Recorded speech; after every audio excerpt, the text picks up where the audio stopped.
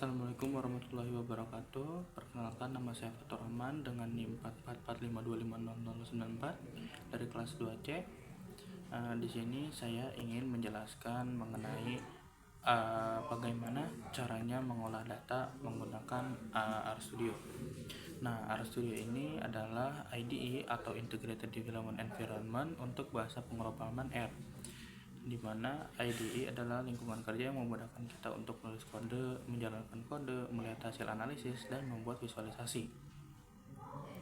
Nah, si RStudio ini dia adalah script editor, console, environment, serta plot viewer yang dimana bisa menulis kode dengan rapi, menjalankan kode langsung, melihat data yang aktif, dan menampilkan grafik. Oke, kita langsung saja ke si RStudio-nya. Di sini di RStudio ini saya sudah mengambil kode dari ANOVA. Nah, sebelumnya ANOVA adalah analysis of variance, yaitu di mana ANOVA adalah metode statistik untuk menguji apakah terdapat perbedaan rata-rata antara 3 atau lebih dari 3 kelompok. Misalnya, kita mempunyai data mengenai berat tanaman, yang dimana apakah berat tanaman berbeda antar kelompok. Nah, di ANOVA ini kita memiliki kelompok kontrol, lalu kelompok perlakuan 1 dan perlakuan 2. Nah, ANOVA membandingkan variasi dalam kelompok dan variasi antar kelompok.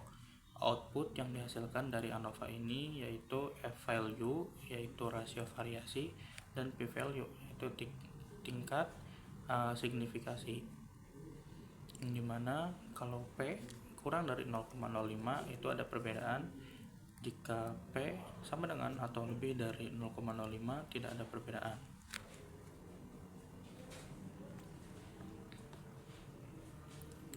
Lalu di sini di ANOVA ini pertama kita harus memasukkan si kode ini, si library ini. Nah, library ini adalah package atau kumpulan fungsi tambahan. Kenapa sih kita butuh si library ini? Karena R atau RStudio itu adalah dasar yang terbatas, yang dimana kita membutuhkan tools tambahan. Jadi kita membutuhkan library ini sebagai aplikasi tambahan untuk si RStudio ini. Nah, setelah kita memasukkan si library ini, di sini terdapat Tidyverse, yang dimana Tidyverse adalah kumpulan package untuk memanipulasi atau analisis data. Fungsi utamanya yaitu mengolah data, membersihkan data, dan mengelompokkan data. Nah, fungsi lain penting dari Tidyverse ini yaitu pertama ada group by. Di sini group by yaitu dimana dia mengelompokkan data, dan ada filter. Filter itu digunakan untuk menyaring data. Lalu di sini ada persentase, yang ini persentase yaitu untuk menghubungkan perintah. Lalu setelah Tidyverse di sini kita ada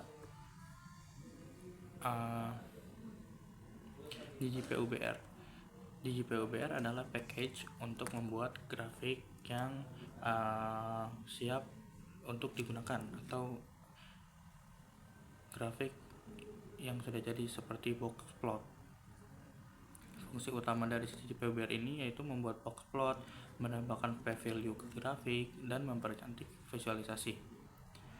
Nah, contoh dari si DJPUBR ini yaitu dia menghasilkan hasil dari ANOVA di box plot dan menambahkan garis signifikasi. Lalu yang ketiga ada RStatic. RStatic adalah package yang digunakan untuk uji statik. Fungsi utamanya itu di sini ada ANOVA test, lalu uji normalitas, lalu uji homogenitas, dan POSOK test. Nah, adapun box plot adalah grafik untuk menunjukkan distribusi data, yang dimana komponen dari box plot ini adalah median, kuartil 1 dan kuartil 3, whisker, dan outlier. Si box plot ini membantu memahami data secara visual, melihat perbedaan antar kelompok, dan fungsi dalam ANOVA yaitu eksplorasi awal dan membantu interpretasi hasil. Nah, jadi teman-teman di sini setelah kita masukkan datanya, yang kita masukkan di sini playgroup, dan dimana ada grup dari kontrol, lalu ada grup dari perlakuan 1 dan perlakuan 2. Nah, setelah dari itu di sini ada grup by, yang dimana grup by ini digunakan untuk mengelompokkan dari data-data yang telah kita masukkan tadi. Nah, setelah dikelompokkan data-data yang sebelumnya, di sini ada kode mengenai Shapiro test, yang dimana Shapiro test ini digunakan untuk uji normalitas.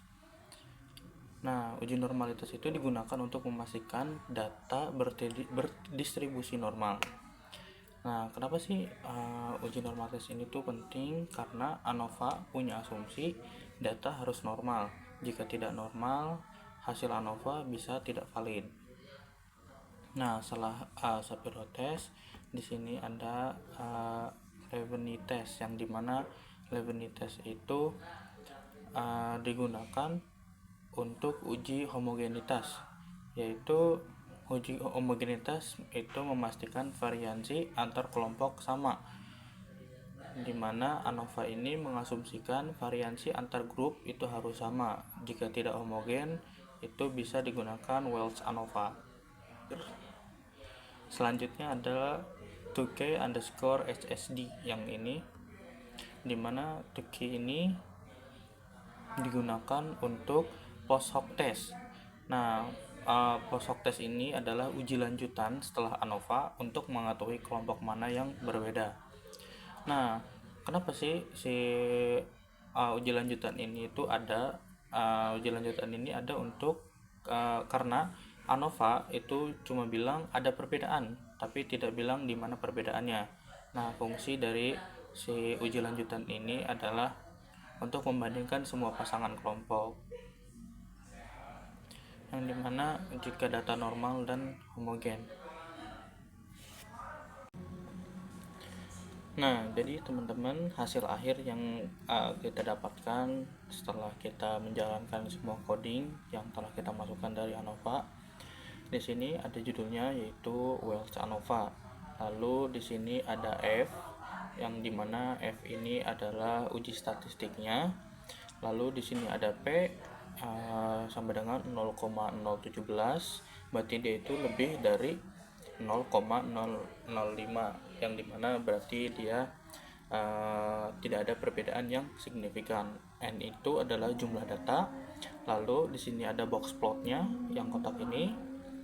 Nah, di sini dia itu ada kuartil 1 dan kuartil 1 dan kuartil 3. Lalu yang garis di tengah ini dia adalah rata-rata atau median. Lalu ada titik 2 di atas perlakuan 1 itu adalah outlier, yang dimana trait 1 ini atau perlakuan 1 ini menandakan kalau dia itu memiliki perbedaan yang sangat signifikan atau perbedaan yang sangat ekstrim dibanding yang lainnya. Baik, cukup sekian yang bisa saya sampaikan, kurang lebihnya mohon maaf. Wassalamualaikum warahmatullahi wabarakatuh.